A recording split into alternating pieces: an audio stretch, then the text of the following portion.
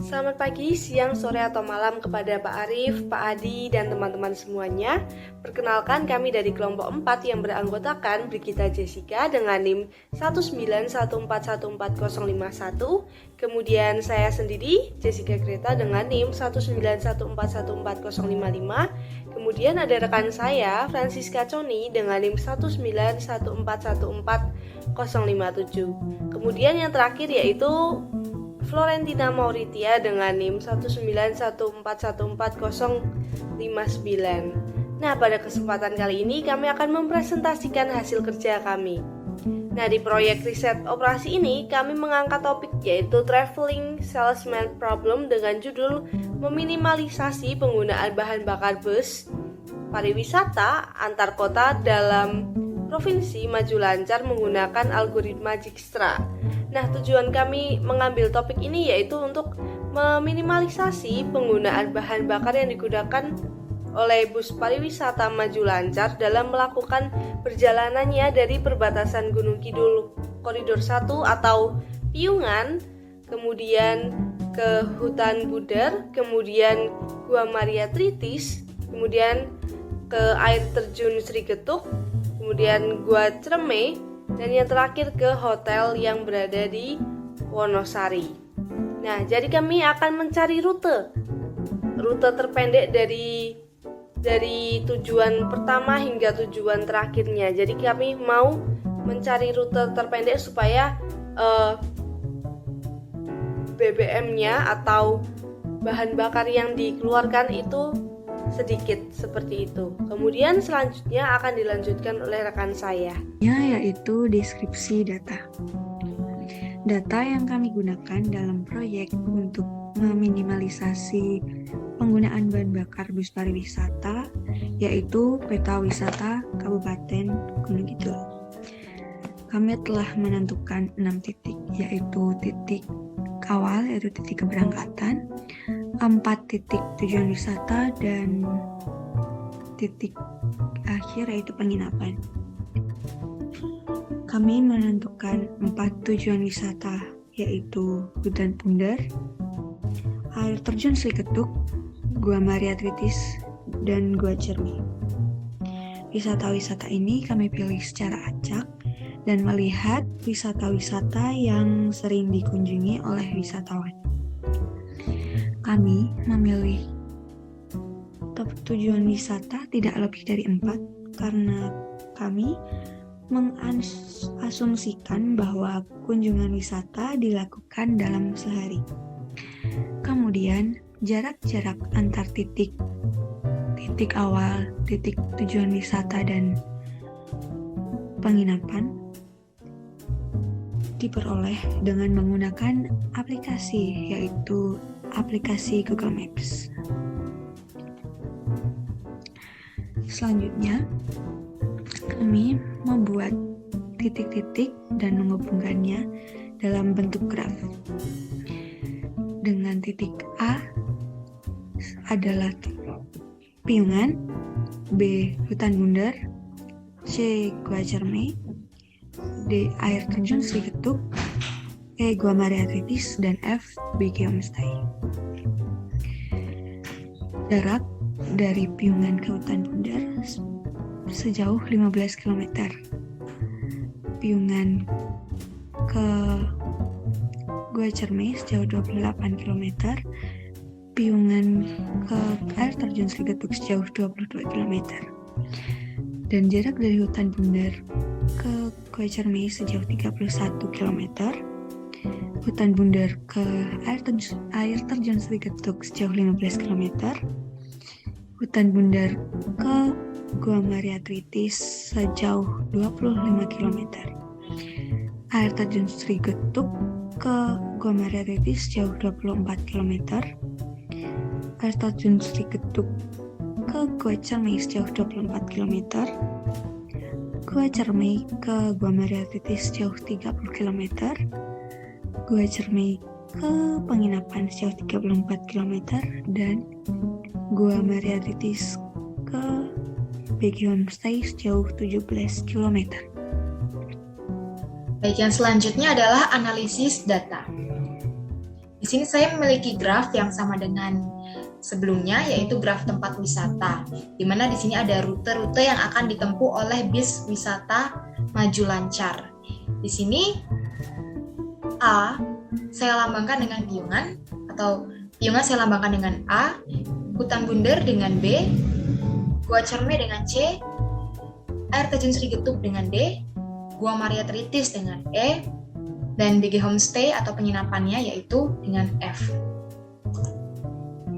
Saya masuk ke tabel algoritma Dijkstra.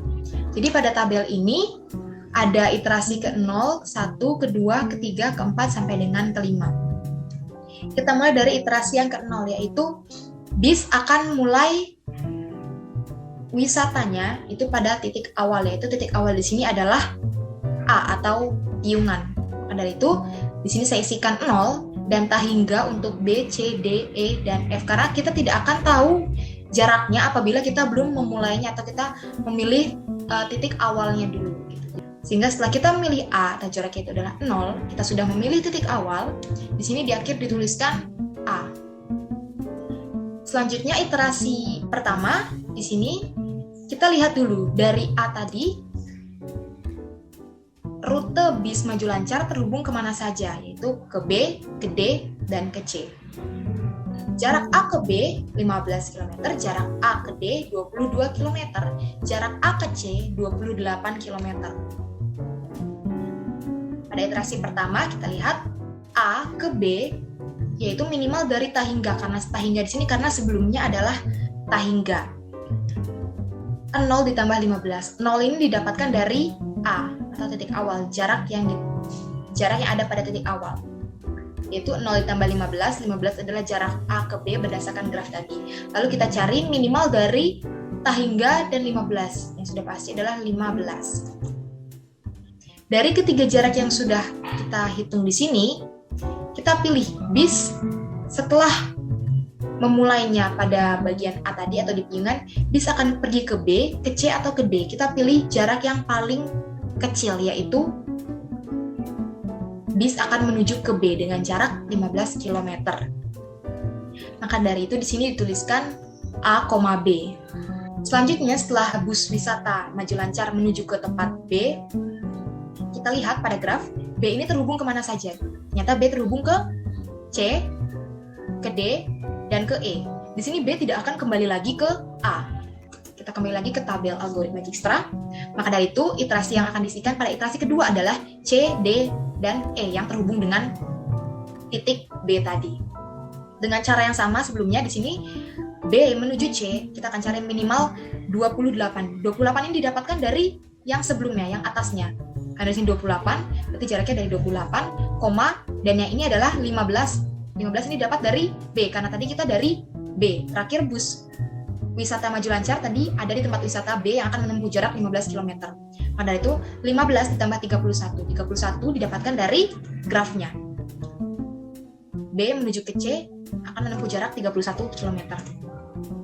Sehingga kita lihat minimal dari 28 dan 15 ditambah 31 yaitu 46, dan sudah pasti minimalnya adalah 28. Hal yang sama juga dilakukan untuk saat B menuju ke D dan B menuju ke E. Di sini sudah dihitung.